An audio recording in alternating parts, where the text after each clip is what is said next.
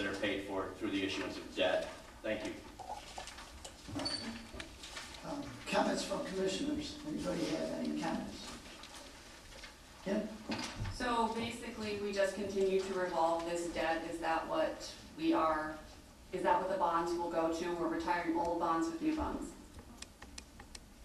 The bond proceeds on an annual basis are used to retire, are used as they were intended as an alternate revenue source for bonds that were issued for specific purchases. So I don't know that I'd put it the same way you are, but the bond proceeds are used to pay as an alternate revenue source for other debt that was issued. So, and also the general purposes of maintaining a park system of this size on an annual basis. I'd like to see us wean ourselves off of always borrowing up to what's available. We're paying a lot of money to consultants and to the organizations to issue these bonds, and I'd like to see us reduce that. Anybody else?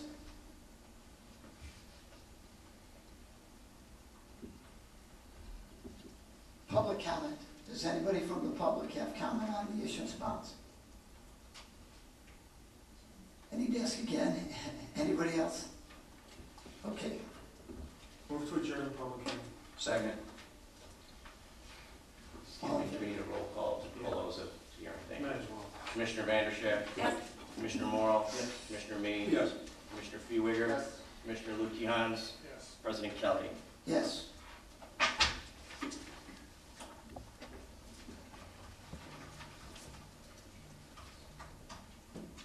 Okay, I'd like to call to order the public hearing for amendment to 2012 budget and appropriation ordinance. Mike, take the roll, please.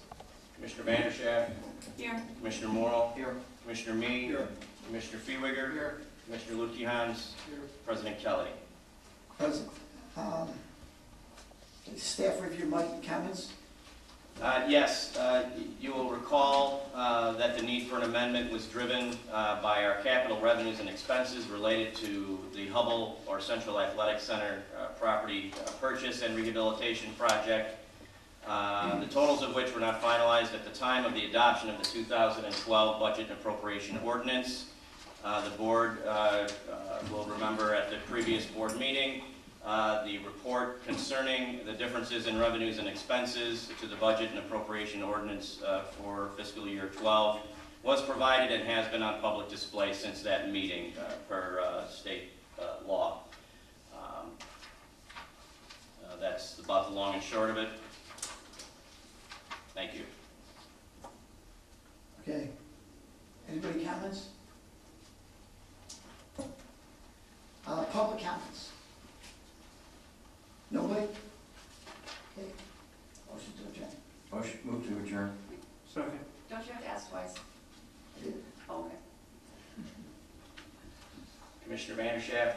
Yes. Commissioner Morrell? Yes. Commissioner Mee? Yes. Commissioner Fiewiger? Yes. Commissioner Lukey-Hans? Yes. President Kelly? Yes. Okay, I'd now like to call to order public hearing for the 2013 budget and appropriation ordinance. Mike, take the roll. Commissioner Vanderschaft? Here. Commissioner Morrell? Here. Commissioner Mee? Here. Commissioner Fiewiger? Commissioner Lukey-Hans? Here. And President Kelly? Here. Mike, you want to do a review? Yes. We have, attached to your packet, you have your budget calendar, your annual budget proposal and adoption calendar. And you will see that we are on target as of today for adoption on the 14th at our next board meeting of November, and filing in accordance with statute within a 30-day period subsequent to that. We also have available and has been tendered to the Board of Commissioners responses from commissioner questions, as well as minutes from the Finance Subcommittee meetings that were held related to the development of this document, and those were made available for your review as well. We have, if you might bear with me for 1 second. I thought it would be appropriate to provide provide an overall snapshot of our funds for the record. It has been the board's practice to hold over the public hearing to the November meeting. It's certainly not mandatory that you do so, but it has been a good idea in the past to have this second to final look at the budget appropriation ordinance and capital expenditure plan for the following year. There may be questions that arise from this second to final review from the board, and there may be issues from the public that the board wishes to address. In summary, across funds, our general fund for 2013 is projected to break even. Our recreation fund is projected through this proposal to have a net profit of $347,000 at the end of the year. The special recreation levy is projected to have a balance for the 12-month fiscal period now I'm referencing, not reserves, of $11,000. The museum or the Cosley Zoo Fund, as a result of a recommended fund transfer to alleviate a fund balance deficit in that fund, will have a balance of $233,831 at the conclusion of the fiscal year. Liability fund balance of $70,000. Audit fund a deficit of $30,000 as we're drawing down fund balance reserves above board policy minimum retention levels. And finally,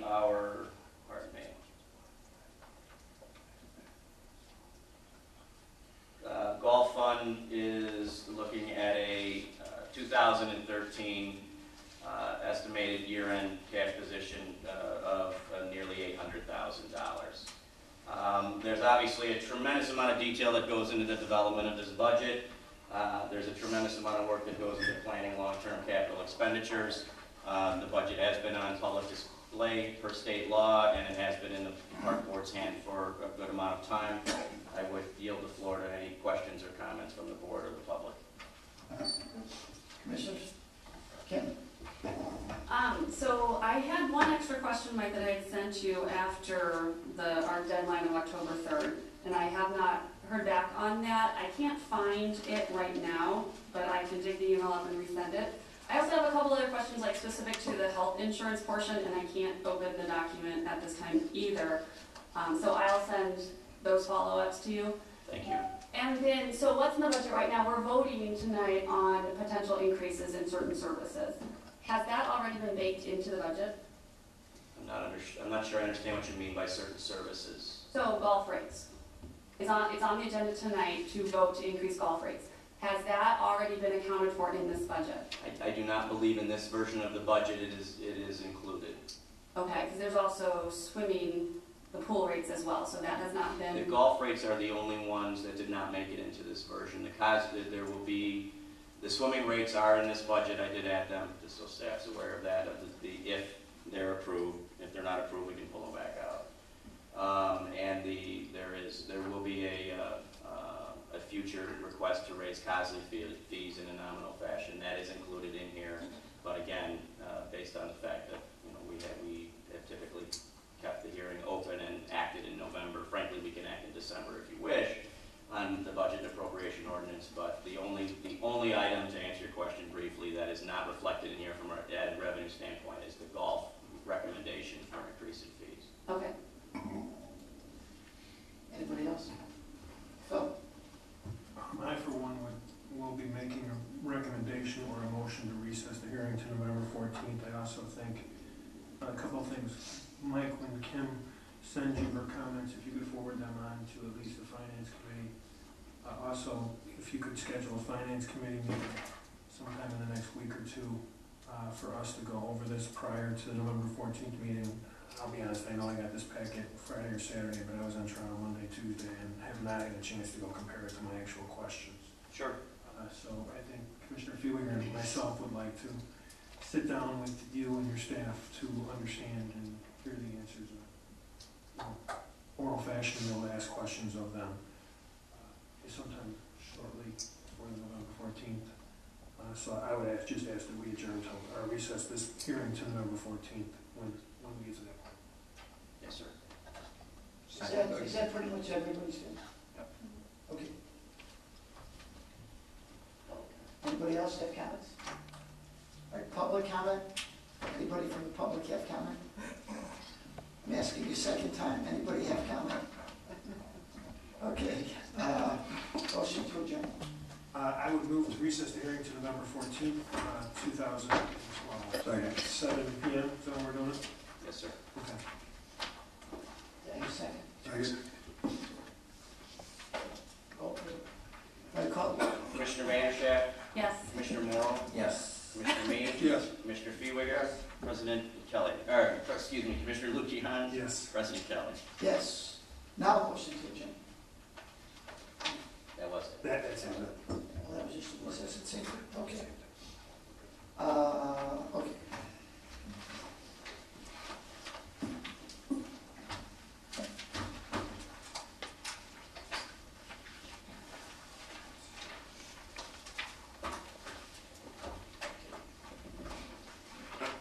Now I'd like to call to order the October meeting of the Wheaton Park Board of Commissioners. Mike, please take the roll. Commissioner Vandershaft, Here. Commissioner Morrow, Here. Commissioner Mead, Here. Commissioner Fiewiger, Commissioner Lukian, Here. President Kelly. Here. Mike, I understand we have some presentations.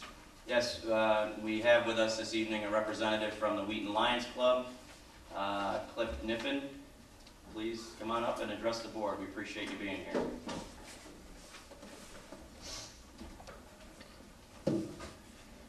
Ladies and gentlemen, on a lighter note, How about it? this is a very serious gathering. My name's Cliff Niffen. I've met with a few of you over recent years. I'm with the Wheaton Club, Wheaton Lions Club, and with Mike.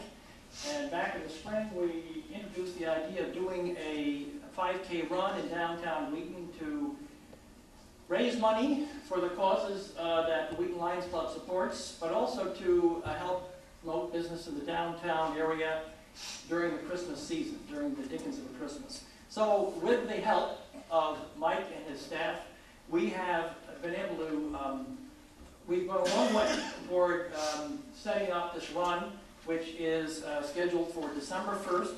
That's the second Saturday after Thanksgiving. It's in downtown Wheaton. We have made a lot of progress in terms of sponsorships, in terms of volunteers. Now we need your help in getting runners. So this has been a partnership that we have done with you, and we look forward to working with you and your staff for the next 5 or so weeks until the run comes on December 1st. So that's the essence of it. I'm going to hand out to you antlers just like this and a notice so that you can sort of get in the fun of this, get into the spirit of this, and make this a great event for downtown Wheaton and for the Wheaton Park District. Again, I thank you for your participation. The staff has been great in supporting this whole adventure. When's the run? What time is the run on the 1st? On December 1st at 8:30 in the morning. Thanks. It starts in downtown Wheaton on Wesley Street. We'll go north, curl around to the east, finish on Wesley Street coming toward the west, basically right in front of the museum at Adams Park. Thank you. And we hope that we can be a successful event and that we can do this in the years to come. Thanks, Cliff. Thank you. Well, you're very welcome. And I'm going to just hand these out to you so that you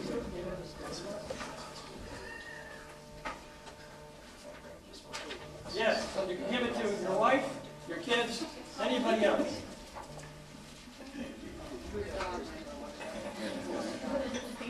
Thank you, sir. You're very welcome. Perfect. That's right. This has a plastic. All right. Thank you. You're very welcome.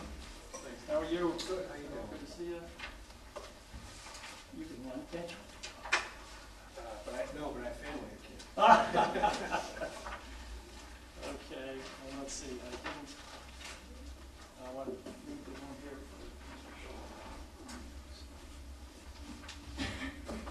Thank you, Thank you. and look forward to working with you some more.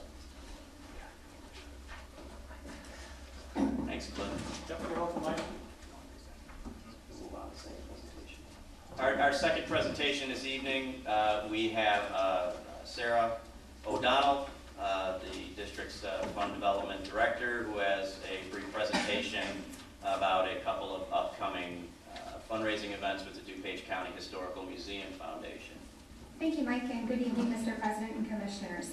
On behalf of the DuPage County Historical Museum Foundation, I'd like to invite you to two very special events that we're doing at the museum in the upcoming month. On Saturday, November 10th, we would like you to join us for our 29th annual Museum Guild Holiday Bazaar. It is a fine selection of handmade ornaments, gifts, as well as wreaths, holiday decorations, and stocking stuffers will be available for purchase. You'll be able to find gifts for your friends, families, teachers, and colleagues. This is the perfect way to start your holiday season and your holiday shopping. Doors will open at 10 a.m. Admission is free to the public. The adult chorus from the Wheaton Park District Beyond Glee will be performing holiday carols from 12 to 1, and the Model Railroad will be operating from 1:30 to 3:30. Later in December, we'll have our Tuned with the Holidays event at DuPage County Historical Museum. Happy Holidays from the DuPage County Historical Museum. The museum is excited once again to host Vivaldi Strings for a performance of holiday songs and selections. Museum staff will share pieces from their collection that have a holiday theme with it. Bring your whole family for this fun-filled evening. The special event begins at 6:30 and it runs till 8:30 on Friday, December 7th. Tickets are $20 per person, and again, all ages are welcome. Thank you. Sarah. Thank you.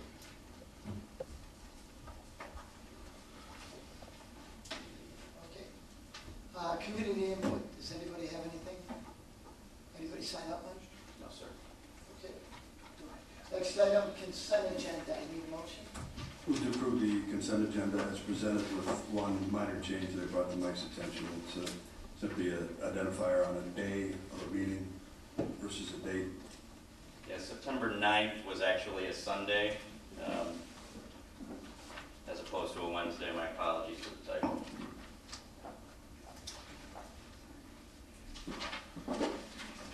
Second. Discussion? Make the roll, Mike. Roll, please. Commissioner Vanderschaft, Yes. Commissioner Morrow, Yes. Commissioner Mead, Yes. Commissioner Fiewiger, Yes. Commissioner Lukihan, Yes. President Kelly. Yes.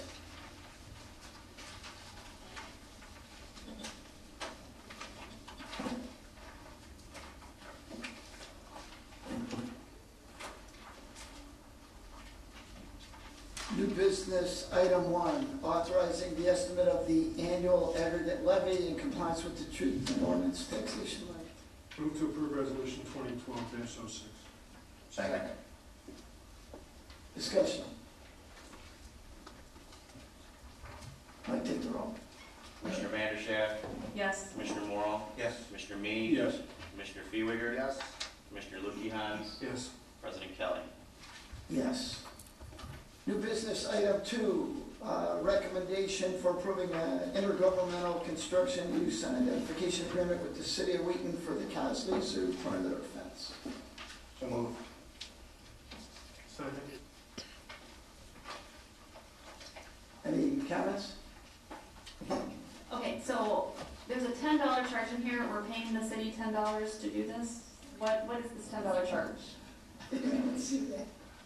$10 is what lawyers put in when they said there's really, that it's like fake consideration. Okay. It's unique consideration, so you put in $10, another good and valuable consideration. I haven't read that part, but I'm sure that's what it says. Okay. And that's what we do when we, sometimes it's 1, sometimes it's 10. It's a plug-in number. Okay. Because we have to give them some consideration. Thank you is not enough. Legally, no. We want it to be binding, so we have to give them something, or at least say they're taking something. How's that? If I may, under discussion, of course, legal counsel has reviewed the document. That was my question. Yes, sir. And approved it. Yes, sir. I have correspondence. Terry, did you have anything? I did not, sir. Oh, okay. Mike, take the roll. Commissioner Vanderschaft, Yes. Commissioner Morrow, Yes. Commissioner Mead, Yes. Commissioner Fiewiger, Yes. Commissioner Lukihan, Yes. President Kelly. Yes. New business, item 3, bid results and recommendation for the 2013 printing of the program guides. We need to do the fence bid, actually, 2A. Oh, 2A. Bid on 2A, bid results and approval of contract for the Casley Zoo perimeter fence. Move to approve contract in the amount of $34,505 with Key Construction for perimeter fence at Casley Zoo. Second. Any discussion? Terry? Mike, I think you've got some information on how this is to be funded. Yes, it's probably difficult to recall, it was a number of years ago, but in 2009, we received a number of member initiative grants. One was for a partial reimbursement for the permeable paver parking lot that was installed at Casley Zoo. Those dollars came in this year, and after a discussion with the Buildings and Grounds Committee, the recommendation from staff, which you have before you today, was to spend the money that came in finishing the perimeter fence at Casley Zoo, which was only partially complete through the exhibits that had been completed over 2011 and 12. In short, the dollars came from the state of Illinois and a reimbursement on a member initiative piece from several years ago. Good work. Not out of our coffers. That all right? Anybody else? Ray? Is this going to be wood slats or landscaping? Gosh, I don't know. Did that ever get resolved? Chain link. No, I know it's chain link. Is it, Visual barrier, right? Are we going to put wood slats in there? Oh, it's plastic slats that are what we're going to be putting in. It's similar to what we did along the west side between the homeowners association. We're going to extend that along the east side as well. That's what they finally agreed to? Correct. Okay, thank you. Anybody else? Anybody call the roll, please? Commissioner Vanderschaft, Yes. Commissioner Morrow, Yes. Commissioner Meade, Yes. Commissioner Feewiger, Yes. Commissioner Lukey-Hans, Yes. President Kelly. Yes. Now, new business, item 3, bid results and recommendation on 2013 printing of our program guides. Move to approve. And second? Okay, discussion. Kim? Okay, so I understand Donnelly didn't specify the proper format, and it has listed here at the top of this email estimated costs to deal with that. Are these one-time costs, or are these for each brochure that we would be putting out? For each brochure. Okay. It was, that was my first question, because it looked like it was a $4,000 issue and we were getting upset. Okay, so we're talking like 16,000 because we're going out 4 times a year. Okay. Okay, thank you. We've had a lot of conversations today, President Kelly, myself, and Mike, and other members of staff. I think what we've learned in this process is that we should probably be a little less specific and give more flexibility to the bidders and go out early, make sure we're aware earlier, because I think there are ways for us to save money if we give flexibility to the bidders. And right now we're getting one specific kind of printing company or printing machines, while others may have others, and it won't probably affect our end product. So that's just going forward, but this year, this is kind of where we're at, and suggesting that, we suggested we can proceed. We'll do so. Anybody else? Mike, take the roll. Commissioner Vanderschaft, Yes. Commissioner Morrow, Yes. Commissioner Meade, Yes. Commissioner Feewiger, Yes. Commissioner Lukey-Hans, Yes. President Kelly. Yes. New business, item 4, food products for Arrowhead bid results. I'll move to approve the bids for food products for the Arrowhead Golf Club per staff and legal counsel's recommendation. Second? Discussion. Kim? Okay, I'd like to thank you guys for looking into that bundling option that we discussed, I don't know, a year, 6 months or so ago. Do you have an estimate, because we're going with Cisco for 4 of them, and so we'll get that half percentage point in the truck. Do you have an idea about what the value of that would be? You're talking about maybe, what you got, yeah.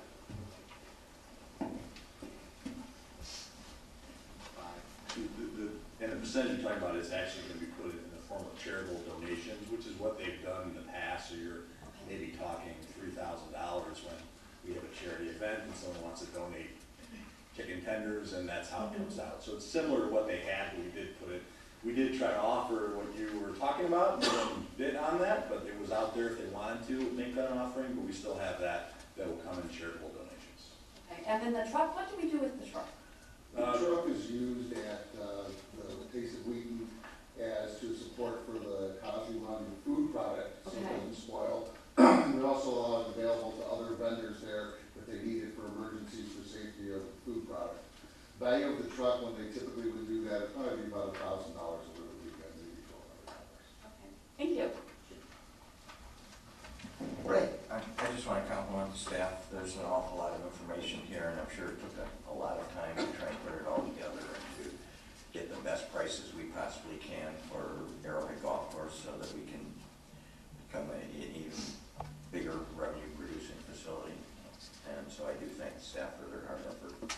Yeah, this is not easy, and so we appreciate you guys going the extra mile, but it has saved us a ton of money, so thank you. I'm sorry to. As long as you two are up there, I want to commend the staff for the new menu items at Arrowhead. I'm getting a lot of positive feedback on those, so a lot of excitement with what we have, about 10 or 12, 14 new items. Pizza at the grill? Nice work. Pizza at the bar, yes. No, Ray still wants pizza. Anybody else? Mike, take the roll, please. Commissioner Vanderschaft, Yes. Commissioner Morrow. Yes. Commissioner Mead. Yes. Commissioner Fiewiger. Yes. Commissioner Lukey-Hans. Yes. President Kelly. Yes. Next item is proposal review and the recommendations of the telecommunications, internet, and data services for a 3-year period. Move to approve the proposal from AT&T for the 3-year data and telecommunications service contracts. Second. Discussion. Kim? Okay, so I would like to talk a little bit about what happened.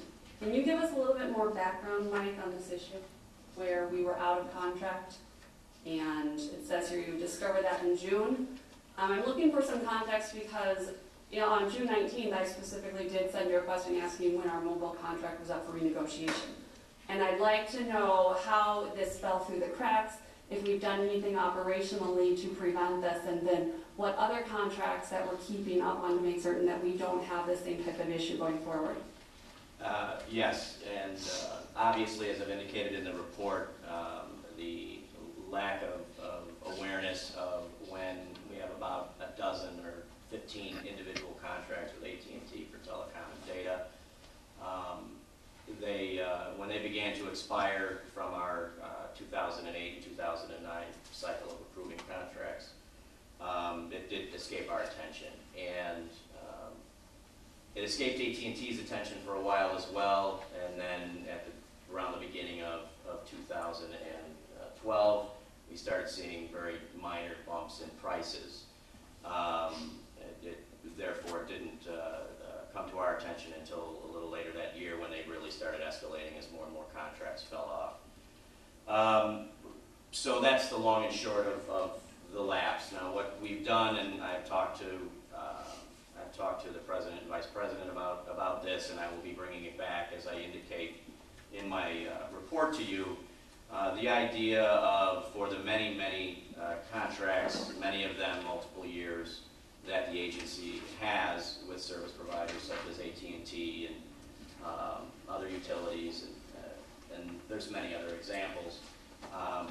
We're implementing a suspense calendar format where, in a similar fashion to say that the legal industry used, Phil was kind enough to share with me some of the ways and some of the tools they use to make sure that they keep ahead of those sorts of things. We'll be putting that in place and bringing it back to the board and having a comprehensive approach to a suspense notification on when we need to be putting things to bid. So it is it's regrettable. Certainly as the executive director, I take responsibility for that lapse. Fortunately, all appears to be ending well in this particular case. So why do we have so many contracts with AT&T? You mentioned 12, 15. How many do we have? Is it per user? No, it's per type of service. We have data lines and telecom lines, and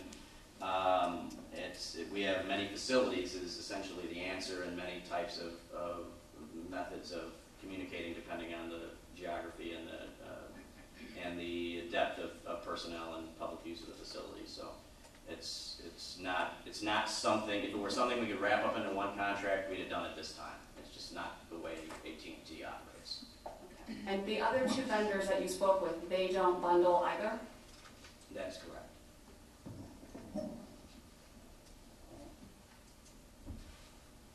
Right. I want to compliment Mike and the staff for recouping the $85,000 that we were potentially going to end up having to pay AT&T. That's not easy to get. I was going to make the same observation. I think we made good on this. Our way. Anybody else?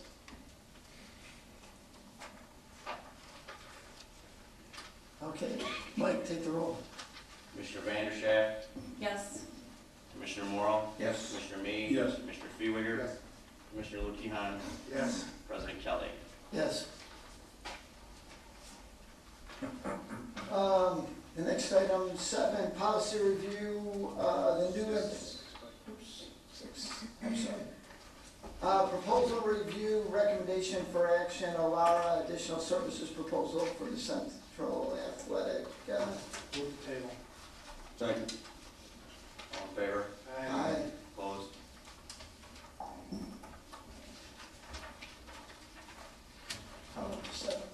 Policy review, the new employee cell phone use and reimbursement policy. Move to approve. Second. Okay, discussion, I understand the policy subcommittee was involved in this. Do one of you guys want to give us a brief update? I'll make a quick comment and let Kim follow up. The reason why this policy came before us was very simply, there was no policy in the past, and we needed some kind of direction to the staff, because there are so many cell phones out there amongst the staff. When I was an employee, we had beepers and it wasn't an issue, but times have changed. So, and one of the things that this actually does is we need to update several other policies around this, especially around document retention. Given that we are allowing in this policy district employees to use personal devices for district use and purpose, so we need to make certain that when we talk document retention and also then destruction, that that is addressed in that policy, because we will need to have people, when they're terminated or when their cell phone through the district is terminated, we'll need to be able to deal with that information on their phones as well. Anybody have any questions for staff or Ray or Kim? Could someone just, as I said, I apologize, I have not done the best job. But can someone just kind of give me the thumbnail sketch of what the policy is that we're approving? Because I saw the cover memo is actually not really a memo from the attorneys. It's more of a, here's the changes we made since the last version, and since I didn't have the last version, I'm not sure about that. Could someone just tell me what we're really doing here? In a nutshell. And as I said to staff, this is one where, in the future, what I would like is, or I would expect, is an executive summary from staff. And it's not fair to do that to the board, the committee, but if you can do it, I'd greatly appreciate it. Oh, yeah, sorry about that, because we actually have seen this several times. So this codifies kind of what had been informally out in practice. It states that there are certain roles that will need a cell phone and outlines what those requirements to receive one are. It also talks about some of the responsibilities of the employee with the cell phone, especially around security and unauthorized usage.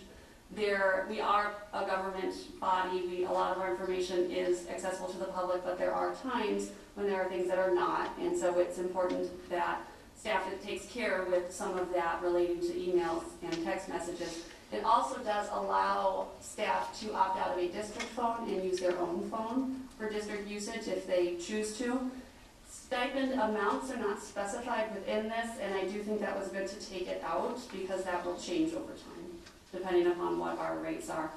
And then it talks at a high level about usage, about downloading applications, about any type of usage of a data plan, and whether or not that would be appropriate. We get a little bit further into don't drive and talk on your phone, which is always good to remind people of. So at a high level, that's kind of what we have going on with this plan. Thank you. Anybody have anything else? Mike, call the roll. Commissioner Vandershaft, Yes. Commissioner Morrow, Yes. Commissioner Mead, Yes. Commissioner Fiewiger, Yes. Commissioner Lutkey-Hans, Yes. President Kelly. Yes, and I'd like to thank Ray and Kim for the time they put in and helping get this pushed through. Thank you. Let's see. Next thing, item 8, 2013 pool membership rates. Make a motion to approve the 2013 pool pass rates and 2013 daily admission fees as recommended by the staff. Okay, comments? Anybody? Terry? Mike, generally the increase ranges from what, $2.50 to, $2 increase for all membership types, daily fees are not being altered. there we go. Thank you. Ray? I would like to note that under senior couple, non-residents, it's $197, not $196. So you keep that up. There are 5% discount off the regular rate. Yeah, but yeah, 196 listed here, the dollar amount should be 197. And would like to also point out that we do have 2 swimming pools that people can choose from, as opposed to a lot of the districts on this comparison that they have listed here, where most of these communities only have 1 swimming pool to choose from. So, and we are still pretty much in the mid-range as far as our pool passes fees are concerned. So I think we're holding our own. Anybody else? Kim? Do we know, and this is just historically, what other districts raise their rates? And does everyone reassess it this time of year, or do we see 50% of them reassessing it? Unfortunately, we're usually ahead of the curve. We do contact all these pools and get the rates, but again, they're not usually voting and selling passes collected in the year. So we are basing it off of their current 2012 rates. And what have you seen in years past? A lot of them, it's mixed. It's mixed. It's really weather driven. Higher, more attendance day, more attendance summer, they might not raise the passes. If they have a slower, colder summer, you might see the increase to recoup some revenue. Anybody else? Mike, take the roll, please. Commissioner Vandershaft, Yes. Commissioner Morrow, Yes. Commissioner Mead, Yes. Commissioner Fiewiger, Commissioner Lutkey-Hans, Yes. President Kelly, Yes. Commissioner Schobel. Yes. Didn't know if you were comfortable voting. Yeah, didn't know how to handle it, frankly. Next item, fee recommendation for 2013 golf rates. Move to approve the staff recommendation increase 2013 season golf rates by 50 cents for 9 holes and $1 for 18 holes on all rates except junior and senior rates. Second. Okay, discussion. Phil, your turn. Yeah, I cannot support this. I guess my first question on staff is, what was staff's original recommendation?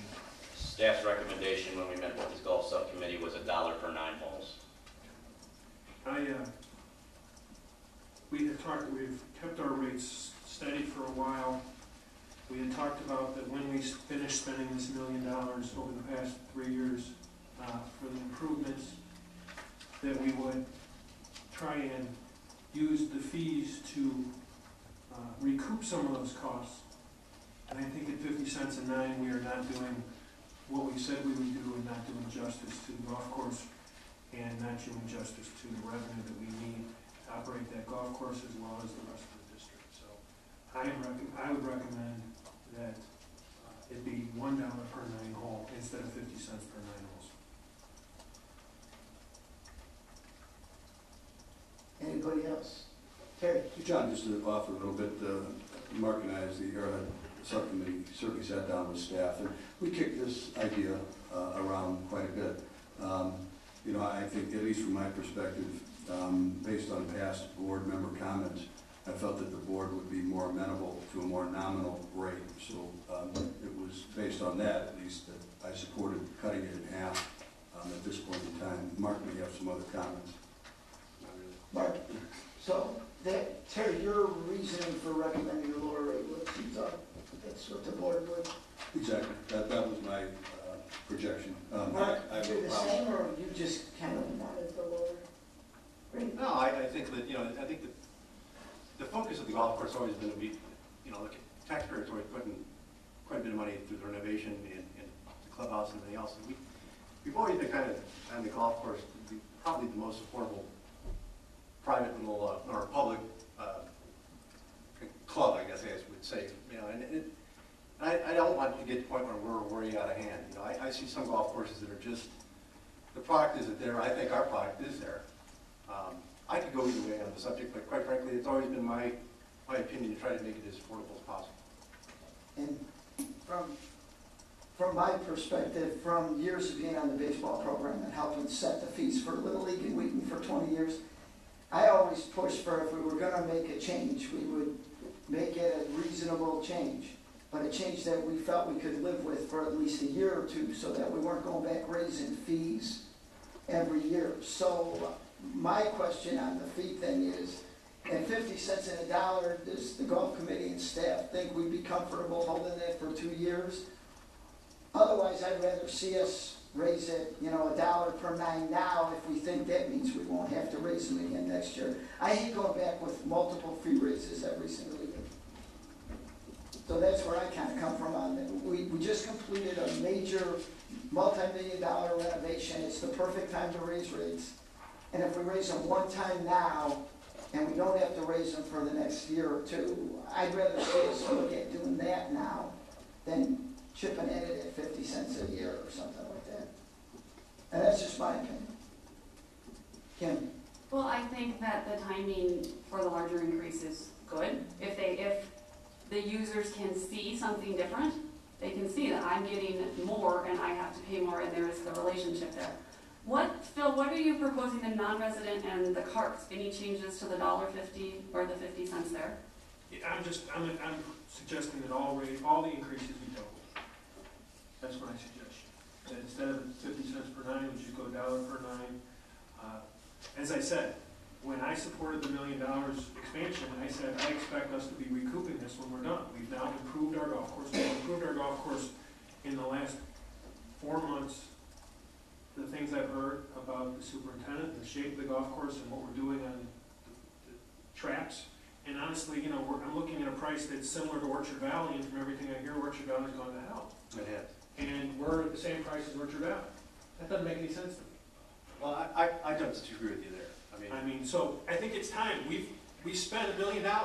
It's time we say, hey, we're gonna back it up and recoup some of those monies, because we have a much better product than we had 3 years ago. And for the last 3 years, my recollection is, and I may be wrong, but at least the last 2, we haven't raised prices. We haven't.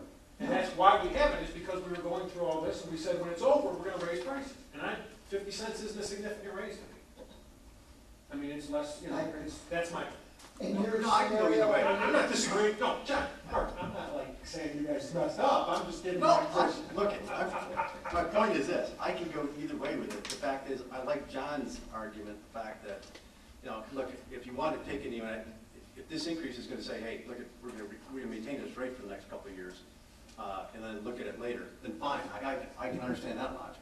But, I don't want to get to the point where we're pricing ourselves out of the market. Right now, we've got growth, probably better than anybody else in the industry, and Bruce could probably tell you that. But, I've seen it, I've heard the compliments, so I go either way, and having recently played Orchard Valley, I concur with exactly what you said. It was a horrible experience, period.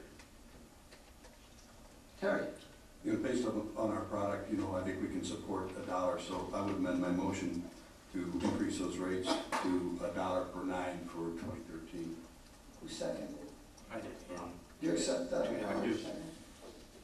Okay. And what do we do about the non-resident and the writing cards? Do we have to put that in the motion? Recommendation is to hold the line on writing cart charges. We believe we're at a place we can ride for a while. We are right where we need to be with the carts, and I would not support an increase in the cart fees. So basically, you change your motion to go $1 per nine Correct. across the board, so it's $1, $2 for 18 holes, resident and non-resident is what the new motion is? Correct. Okay. And we have a second to the new motion? Accepted the amendment. Well, I've accepted the amendment. So that's the only motion on the floor. Any other discussion on the motion? Okay, Mike, take the roll. Commissioner Vandershaft, Yes. Commissioner Schobel, Yes. Commissioner Morrow, Yes. Commissioner Mead, Yes. Commissioner Fieber, Yes. Commissioner Lukianos, Yes. President Kelly. Yes. Next item, approve funding and hiring of a full-time sous chef position at the Arrowhead Golf Course. So moved. You keep doing it, don't you? We're on the catering. Catering manager. Catering manager. Oh, sorry. Yeah, you better. Did Mike I fix think up you your need to package? print, I think you need to print mine bigger. Okay, recommendation for filling the catering manager position at Arrowhead Golf Club. So moved. Second. Discussion. Mike, take the roll. Commissioner Vandershaft, Yes. Commissioner Schobel, Yes. Commissioner Morrow, Yes. Commissioner Mead, Yes. Commissioner Fieber, Yes. Commissioner Lukianos, Yes. President Kelly. Yes. Now, item 11, approve funding and hiring of a second full-time sous chef position at Arrowhead. Move to approve. Second. Discussion.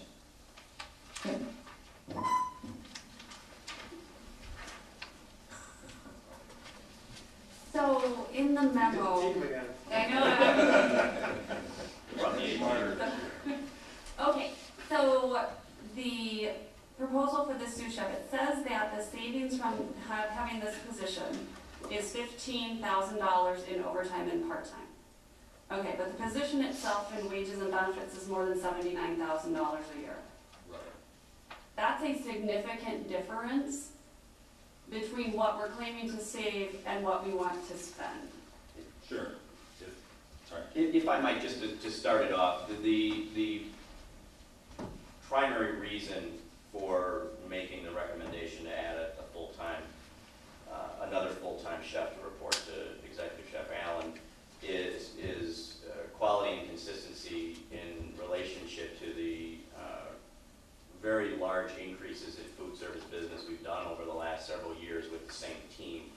Secondarily would be that cost savings in having, which is certainly not intended to be a dollar for dollar savings, would be the cost savings in less line or prep staff. The primary goal here is to accommodate the need for additional full-time staff for consistency and quality in the restaurant, as well as the fact that we have become that much busier, and I think an analysis of our history of revenue generation in the restaurant over the last several years would speak to that. But now I'll be quiet and let the boys answer.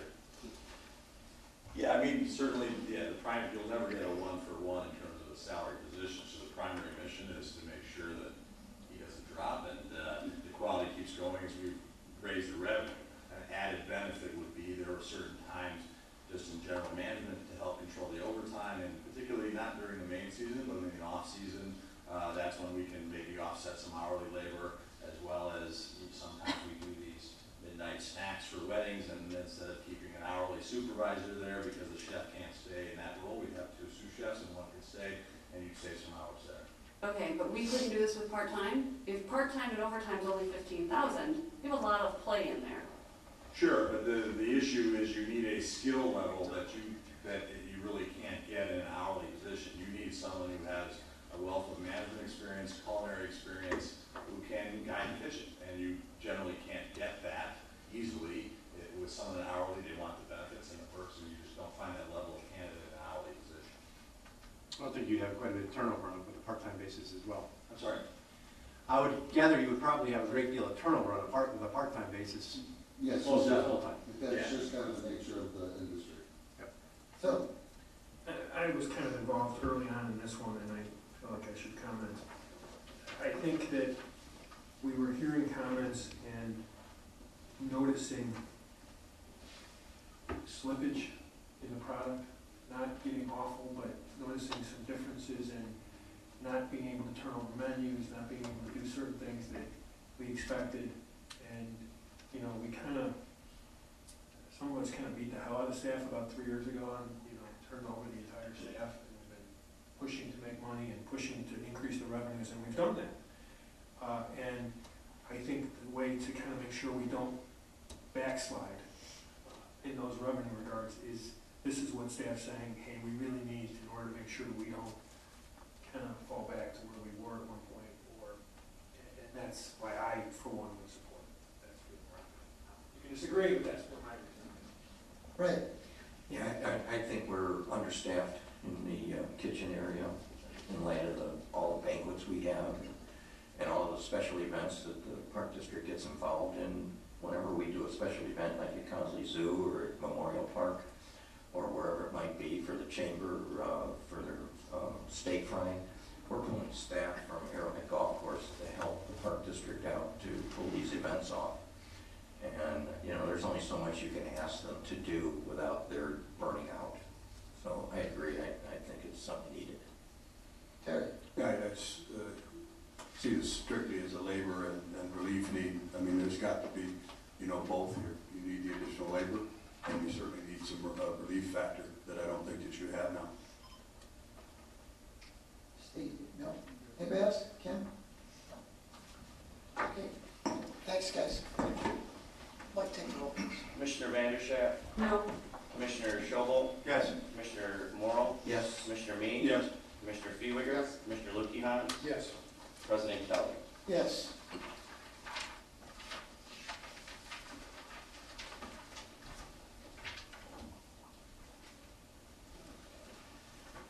Item 12, recommendation for action, change orders at Northside Park. Move the table. Second. All in favor? Aye. Opposed? Okay. Item 13, recommendation for action, change orders at Central Athletic Center project.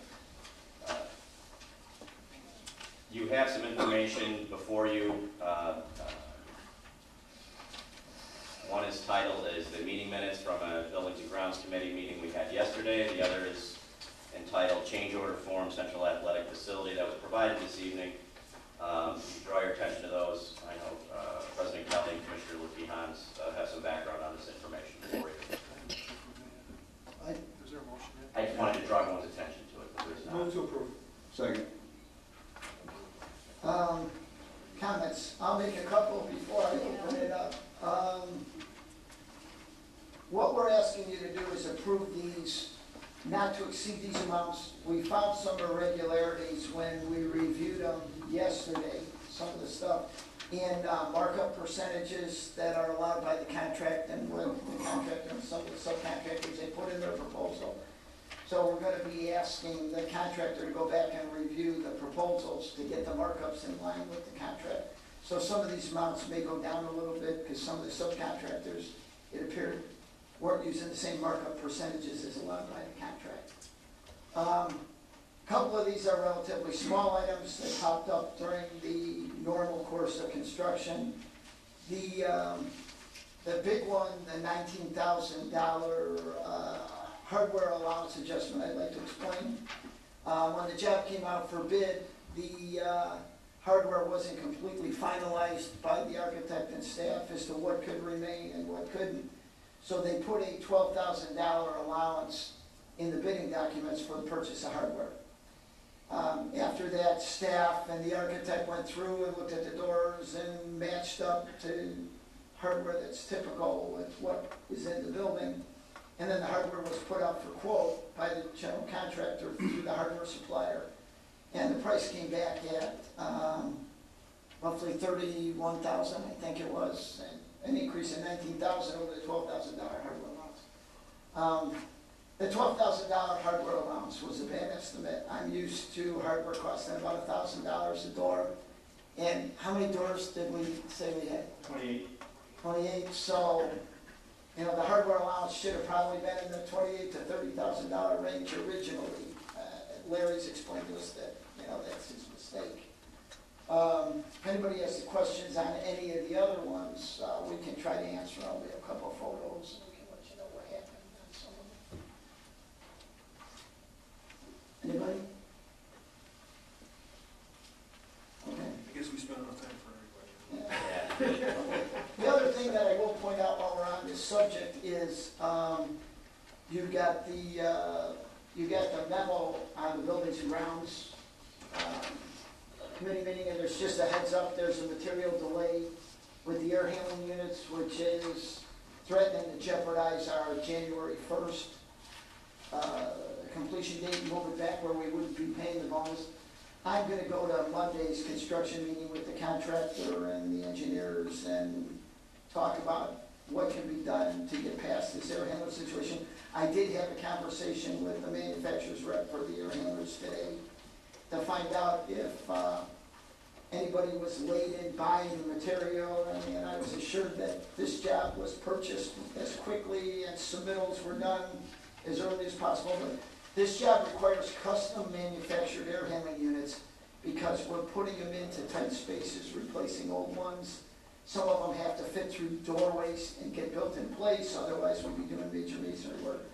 And the lead time from custom air handlers varies anywhere from 12 to 20 weeks, depending on, you know, how busy they are and stuff like that. So when you see that item, you'll be getting another memo from the Buildings and Grounds Committee on that later on in the week, and we'll let you know exactly what's happening. And we'll be discussing options at our November meeting about what we can do to speed up or try to help ensure that we get in earlier than the March 1st completion date.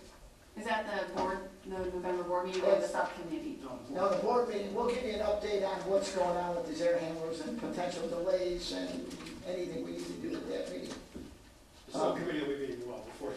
All right. You also, in your packet, you also saw some pending change orders on that job, or possible change orders. You got a list of them. Some of them we'll be recommending, some we won't. We got an offer to get extended warranty on the $25,000 generator. We're probably going to recommend that we take that. But we haven't had a chance to go through all these, so we're going to meet again to look at some of this other stuff, and then we'll have probably more of this for you at the next one. All right? If nobody has anything else, Mike, take the roll. Commissioner Vanderstack? Yes. Commissioner Schobel? Yes. Commissioner Morrow? Yes. Commissioner Meade? Yes. Commissioner Fiewiger? Yes. Commissioner Lukey Hans? Yes. President Kelly? Yes. Okay, the next item, recommendation on a change order for the Edison Sport Court project. Move to approve. Second. Let me give you a little background on that one. Back at our September Buildings and Grounds Committee meeting, they came back to us with a soils engineer report. When we removed the existing sport court, we found 5 inches of asphalt. So it was obvious that it had been overlaid, correct? Yes. And there was actually a fabric put between the 2 layers to stabilize.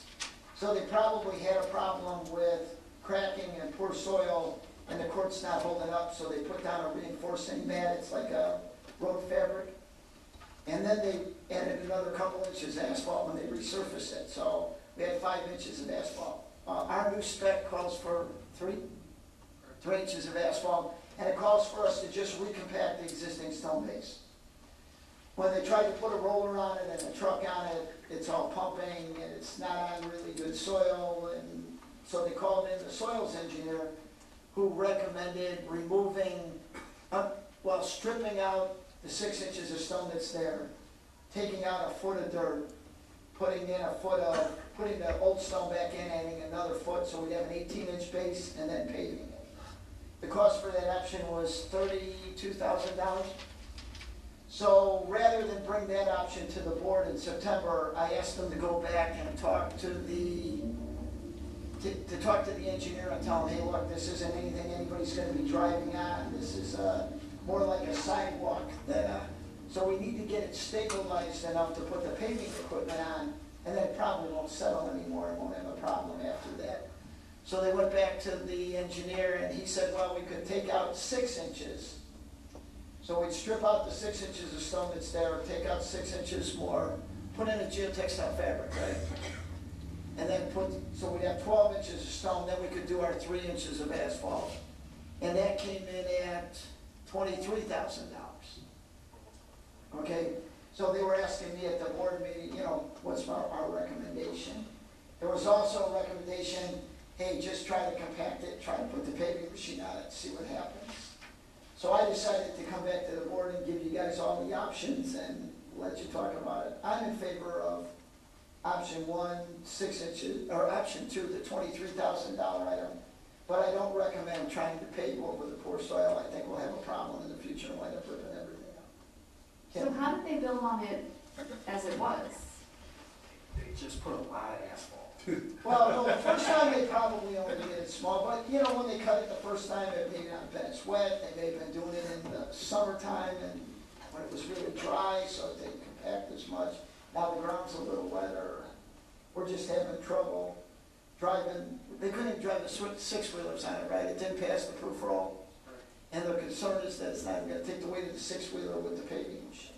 So are we, how much better or like more usable time are we expecting from this option as opposed to just trying to throw it down as is?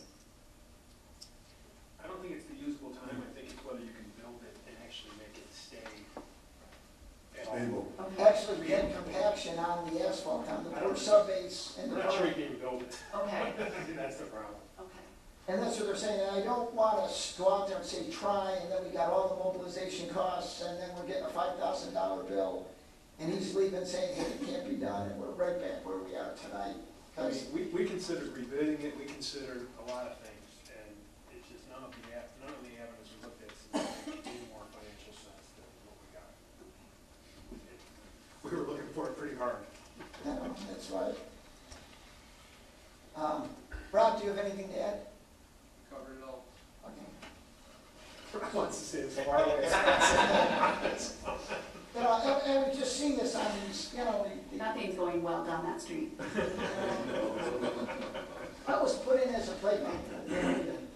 Yeah, I mean, you know, I grew up, and some, you know, most of you know, I grew up, my father was a teacher there, and a gym teacher, and there just was, they never used it. So it lasted forever, because they never. Oh, okay. You know, so you talk about use, they, you know, maybe they'd go out there a little bit, but it was rarely used by the school, so, you know, we're trying to make it more of a useful facility as well.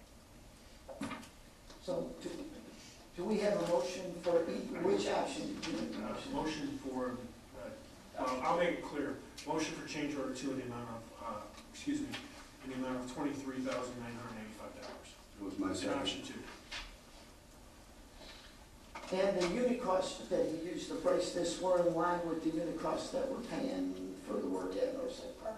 Relatively close, it's a smaller scale, but we did have staff go back and check that the costs we were getting were in line with the unit cost that we got through the bidding process on the Northside Park project. Is there a second? Any other comments?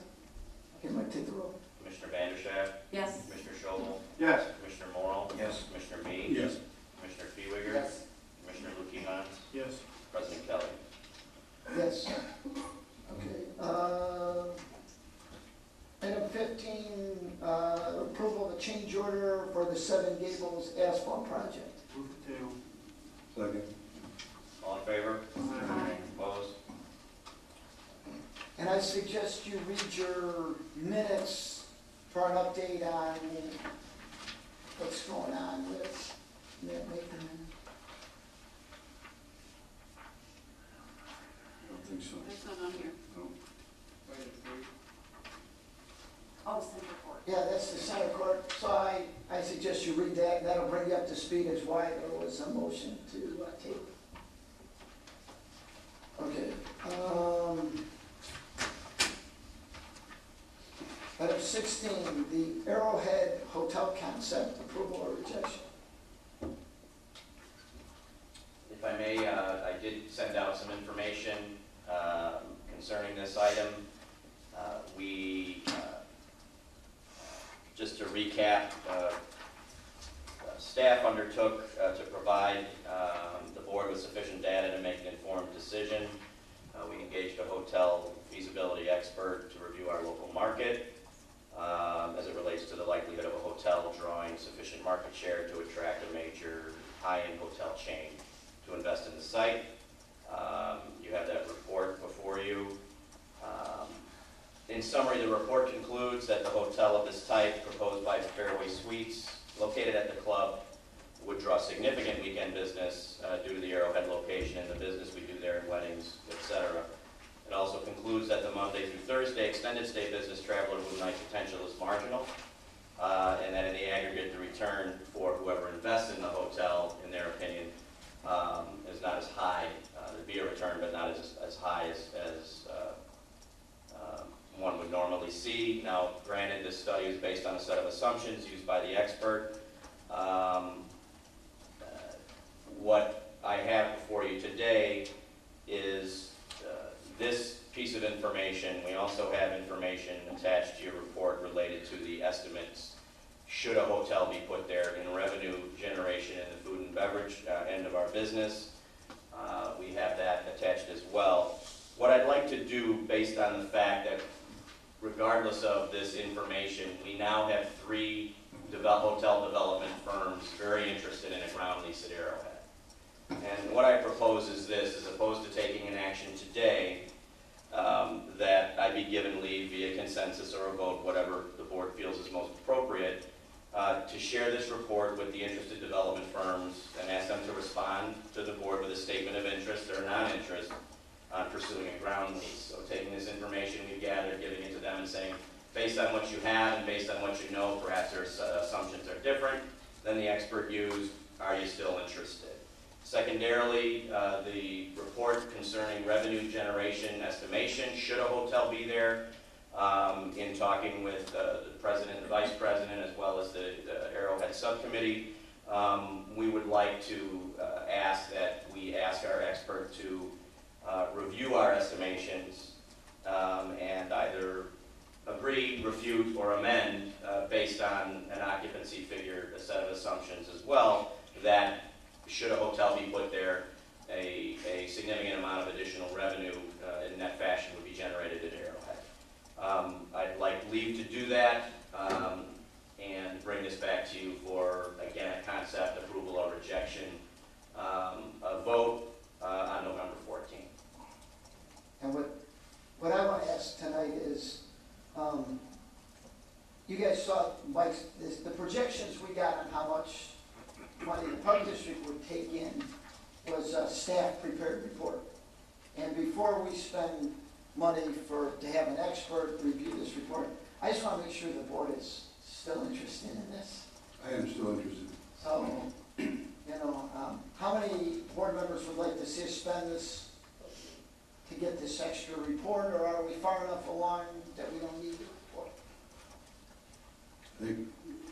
I think what we're looking for is, at least from what I can understand from Mike, is a move to table with consensus to have you go forward with your That recommendations. report he's going to go get is going to cost a little bit of money. I understand.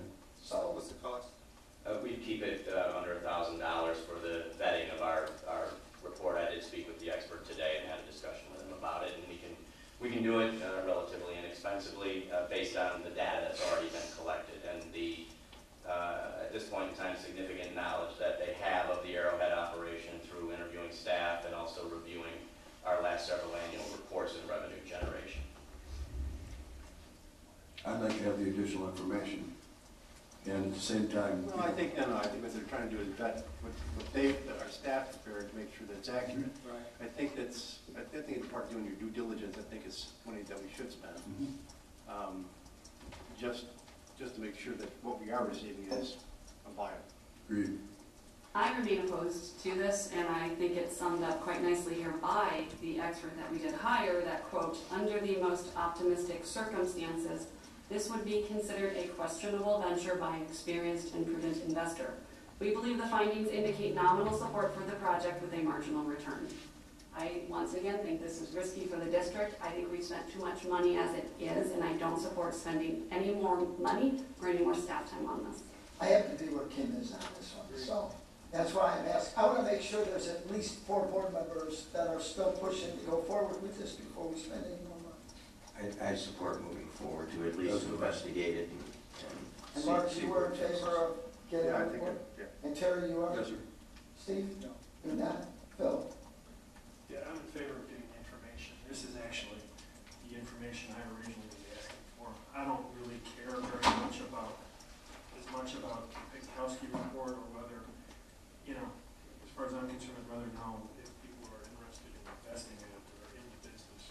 But my bigger question is exactly what's in our staff report, prepared report, because I want to know what are we making. I mean, I'm not willing to make a decision unless I know exactly what we're going to make. I mean, if we're making 50 grand a year, this ain't worth it. If we're making 300, 400 grand a year, then I'm thinking maybe it is. And I don't know what that answer is. And I was thinking there was enough information in that report we got from Mike to show we're not gonna make. I don't know, right now, I mean, If you just think about it, it gives you, if every person in the restaurant at a certain percent occupancy eat just one meal there, which might be a stretch, that's where I'm thinking the money we're gonna make. well, So I this guess I'm report's also, gonna I come guess back I'm and also, say how many meals they're gonna guess people are gonna eat. I guess here's the other thing I'm interested in is, I don't remember the exact numbers of what was being offered to us, but I'm not sure that those numbers are the amount we can get. Okay. I honestly believe that the numbers that we originally heard, I'm probably not a yes. But I do want to know if one possible investor said that thinking he had the only shot, or whether the realistic number on the land lease is a much different number than what we originally noticed. I mean, here, as I said, for 150 grand a year, I probably don't do this. I just don't. But, for 300, I'm thinking of it differently. And I don't know what that number is right now, because I don't feel comfortable with this, first of all, because I agree. I saw that with you, and we talked about this yesterday. At 50%, we're not going to get 100% people staying, eating there. We may get 50. So we're maybe at 96 or 98. Now, the question, and we got these other numbers. The question is, what is the real lease number with these? And I don't know that answer. So the study you want is to find out what the lease number is. It's not the Fairway Suites number that we already saw, or find out if that's the number. If that's, I want to know the answer to this question first. Okay. At the same time, I want to know, is the Fairway Suites number, is that the only number, is that as good as it's going to get? If it is, then I'm probably a no. If it's not, well, then I'd listen. Because the Fairway Suites number to me, I mean, at 50% occupancy is not a lot of money. So it sounds, well, you have enough people, we don't need to vote, there's enough people that wanna. We'll to finish, receive one more set of numbers. we'll finish up the job and bring it back for this position in 3 weeks. Yeah, and clearly, I want this November 14th. I don't want, this has been too long, and I want it over. Mike, are those hotel chains going to be able to get back to us, those ones that you say are interested in us? They have expressed significant interest in a ground lease, and so I would suggest that if they're not motivated in getting back to us, then we have our answer. All right. Thank you. Okay. So, was there a motion for something? No. I think we let it die. He was just looking for direction, and you could tell he had enough people that he got his direction. Okay, reports from staff. Mike? Based on the length of this agenda and my lack of having the report done, I'd like to push the good government audit final report to the 14th as well, with apologies. We also have an annual report. We do annual reports on every major business unit of the agency. Mr. Novak, and I believe Ms. Russell here today. Thank you. We have an annual report for our pool facilities, and we are ready to take any questions or comments from the board in that regard. Hi, unfortunately, we're missing all the even pages. We only have half of this report. Someone only copied the fronts and not the backs. I got one. So I don't have a hard copy. Oh, that's a problem. I only have this that was in the deck. I have all of it. You know, this electronic board packet has just been a wonderful experiment. You know, I don't have a question, Wendy, I can ask you. I don't have a question on the report, but I don't know if you were at the board meeting. Was it last month when those two citizens came in and spoke about the pool and the pool closing? Did anybody get back to you on that? Dan, were you here? Yes, and we put that in page 3 of the report, actually. Okay. Under closings, there was a total of 6 regular closings, total of 17 hours, 4 low attendance closings, total of 6 hours. Total dates of early closing were 10 dates, for a total of 23 hours closed early. With the staff cuts, that saved just over 5,000. How many days did we close early? We closed early a total of 10 dates. total of 23 hours or Only 10 days? 10 days. 6 were due to weather, 4 were due to just low attendance. Out of that low attendance, there were a total of 6 How many were hours. due to temperature? That would be weather, Only- so 6. Really? Seems like my son was showing up home from work. We got them early. Morning. We got them early. So I mean, like he was showing up at home more than 7 times. He was the first one to raise his hand. Dad, they closed because of weather. Yeah, did anybody get back to those two women? Okay, Yeah. so it really, as it turned out, the complaints that they had were, they must have showed up those 10 days. Yeah. I think we had a couple, as we discussed last month, and if I may, I think there were 2 occasions where there was communication breakdown between the pool and the front desk of the community center. I think one of those occasions, our reporting did not get put on accurately, and my recollection of the complaints primarily were we close at 8 and not 9, as we did in the past, in the days when Ray ran the show. We wanted to get this information back to the board. Obviously, we owe these folks some correspondence and some conversations back, and some assurance that communication breakdowns of the type that occurred in 2012 are going to be few and far between. It didn't seem like there were a substantial number of closures and or hours involved, but Wendy, good job on the report. Yeah, thank you. Kim? So, one of the things I had noticed, and perhaps it's explained now in this full report, so we can certainly revisit this at another time, but I'm concerned, although this does add context, around the survey. So I'm looking at Appendix C. And these are some of the survey responses, and some of these are a little concerning. And seeing this now, it does say 13 surveys were returned, and when you do surveys, you get either strong positive or strong negative. That is the nature of people who tend to respond to these. So some of these are not good, and they're not good for our program or good for our facilities and districts. What are you guys doing to address these things, to help improve this for the upcoming year? Appendix C is actually referring to the swim team. We have over 150 swimmers on the swim team.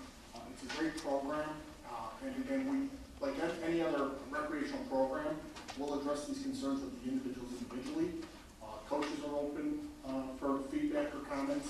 Wendy and myself will personally address these if there's an issue with a particular participant and or their family, if they're not enjoying the program, because again, we want to make sure satisfaction is truly guaranteed. Okay. Do you do these surveys every year? Yes. So have you noticed a trend in, some of these about the organization was something that kind of came up, and some specific, coaches, has this been going on for more than one season? We have a new coaching staff this year, which has been great. With the swim meets and organization, swim meets it's the nature of the beast, and I don't mean off the cuff answer here, but they can spend all of 2 hours at a swim meet, and the kid is literally in the pool for 2.5 minutes. So again, some of those negative comments we get from them of just it's hurry up and wait, swim, swing, so on and so forth with that. But again, we are present at the swim meets, and again, are ensuring the organization of the best of our ability. And I did notice, and perhaps, correct me, because maybe I misread mine. There's an A and a B, and there seem to be differences between the two. Correct. Even. So, okay. Thank you. Close. Right? Congratulations on a nice report, Wendy and staff. Very nice. Page 16, congratulations again on getting the Elite Platinum Award from Ellison Association. That's a pretty big award for aquatic safety, and I compliment Wendy especially for the lifeguard training she puts her staff through. Very good report. It's nice to see the concession stands finally making some money, although I still hear complaints about the quality of the food. They're making money in spite of that, I guess. Thank you. Thank you. Thank you. Say something. Yes. Real quickly, because I didn't see page 16. Thank you for coming in under budget. We tried.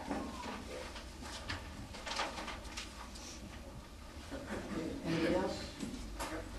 John?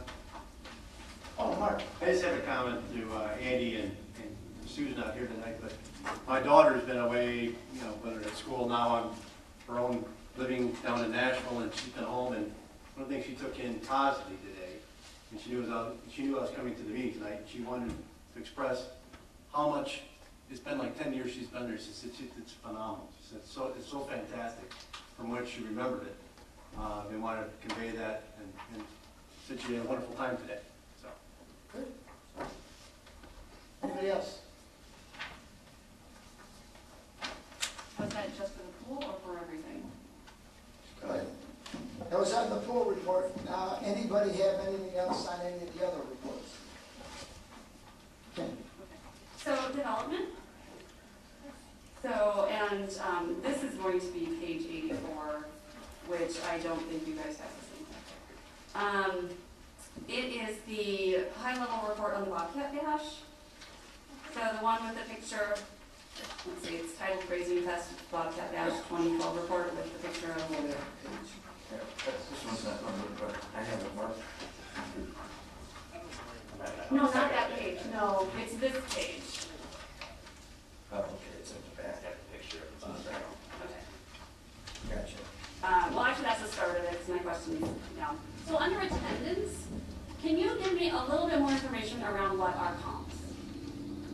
Comps are staff members that attended and then vendors that were there.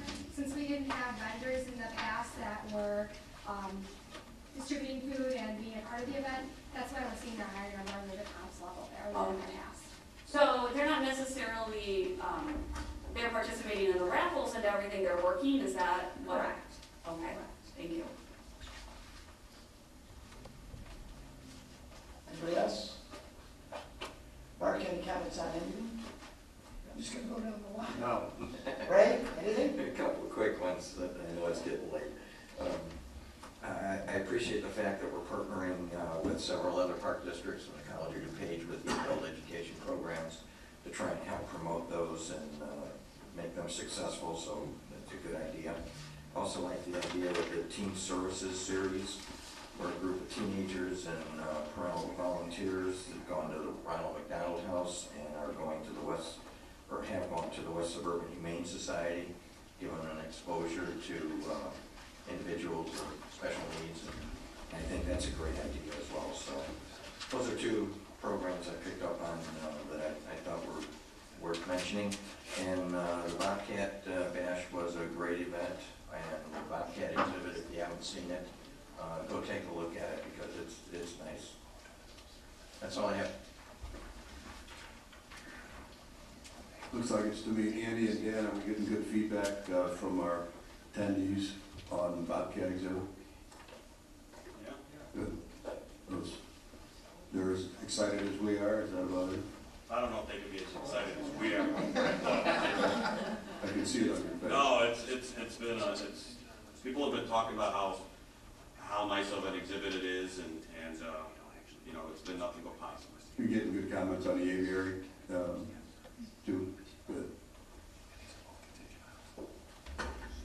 I know a 7 and a 5-year-old would think the Bobcat exhibit is fantastic. Good.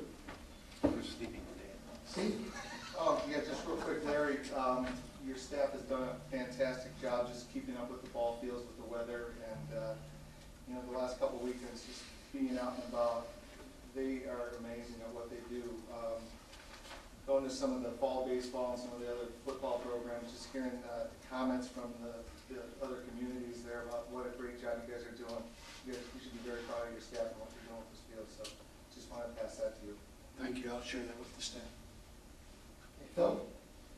Nothing on this. Okay, closed session. Yeah, let me kind of talk on this real quick. First of all, I'm thinking, since we've discussed most of these topics in closed session several times, that maybe it's not necessary this time unless somebody has a question that they think needs to go into closed session. The CSI lease, I'm going to recommend we table because our attorney is not happy with the agreement, and I agree with his recommendation. So, understand that our purchase agreement with the Hoffners is set up such that the actual closing is contingent on us entering into an agreement with CSI. So we don't have to pass that tonight. We're not ready to pass it. It still, however, does not delay our passage passage of the Hoffner agreement, since it's a contingency in the agreement. So if anybody has any questions, I mean, if you don't think are, confidential in nature, I'm happy to talk to those, or we can talk to those now, but I don't know that there's anything in there that we need to go to closed session about, so I'm trying to kind of shortcut it and get it through. Can we pass that tonight? We can pass everything, in my mind, except the CSA. Contingent upon. And I don't think It's not even contingent upon, because the agreement is contingent already. Got it. And I don't see a need for closed session discussion on this anymore. It's not like we're setting the price for anything. Hallelujah. If we're looking for a motion, I move to approve. Well, did anybody have any questions? I mean, I see Kim looking through some notes. Well, partly because we just got this right before the meeting. These ordinances that we want to pass. I would say that they have been reviewed and vetted by the single commissioner task force that President Kelly assigned to it, which was Phil. So I was counting on him to walk everybody through it. It's pretty standard purchase. I'm happy to walk everybody through it right here. I mean, there's nothing at this point that is confidential, because we've, other than the purchase price, and we've already agreed for it, and we will yea or nay on that at this point. It's going to be non-confidential in about 30 seconds anyway. Nothing changed substantially since our closed session? No, the only thing that changed was there was some modifications suggest, we've all seen the original agreement. Right. That Steve and the Tressler prepared. And I don't have a list of the modifications that the property owner suggested. I had a concern about some of the dates they had suggested, and I told Steve, I couldn't support, they don't make sense to me. He has modified those. But honestly, most of the suggestions that they had were, I thought, reasonable, and things that, they actually made very few modifications, and I thought they were all reasonable. If, obviously, we're not trying to get this through somebody who hasn't had a chance to read it. I didn't realize that no one had seen this until tonight. It's substantially the same document, excepting those timing issues. So. What's the time frame? Can we go to the next meeting or not really? Well, we're not gonna close till after the next meeting because we won't have signed tenant. Can't close without the signed tenant agreement. If I may, I think it would be a great idea to begin due diligence on this, based on some of the concerns Phil had about timing. Oh, I would strongly recommend, based on the fact that it is contingent upon the lease agreement being approved, hopefully in 3 weeks, that we begin the due diligence with the what's Hawkers. the, is that a 30 day?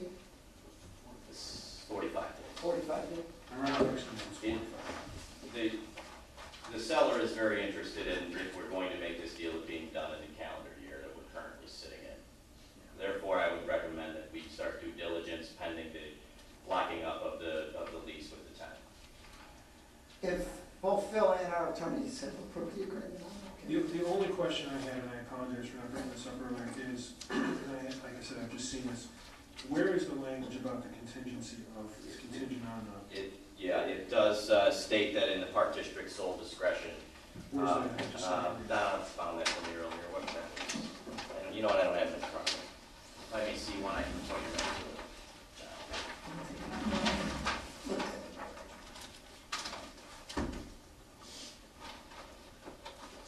It's right before the list of things that occurs.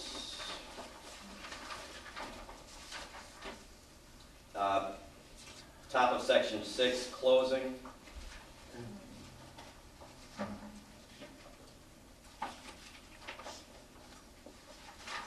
Purchaser may, at its sole and absolute discretion, terminate this agreement by written notice to the seller, and the I through VI underneath it. Two of them being the donation agreement with the Cosley Foundation and the lease agreement with CSI.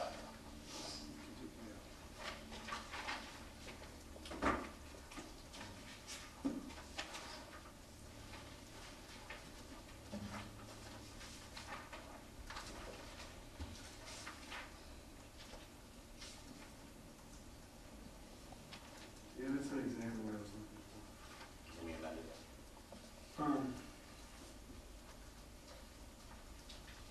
I'd like to look over this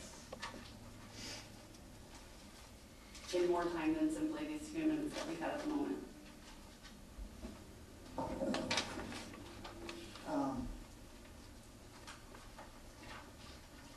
timing Well, we issue? could have we could have a special meeting, and that will only last a couple weeks. But our next board meeting's in 3 weeks, right? Yes. 14th of Because this November. one's late, so a week, so probably only in 3 weeks. Do we need to move forward with? We can't wait till November. That's for sure. So we have to do a special meeting for next Wednesday, let's say, Or even earlier. or earlier if you guys wanna. If you wanna take the weekend and look at it. Is there a reason that we need to delay this? Here, I'm comfortable with it. Does that mean that I personally can't suggest that everybody has to feel comfortable with it when they just got it tonight? All right, I'm gonna make a motion then. Move to approve an ordinance approving and authorizing execution of a purchase and sale agreement with James Hoffner and Marcy Hoffner for acquisition of 855 Prairie, Wheaton, Illinois.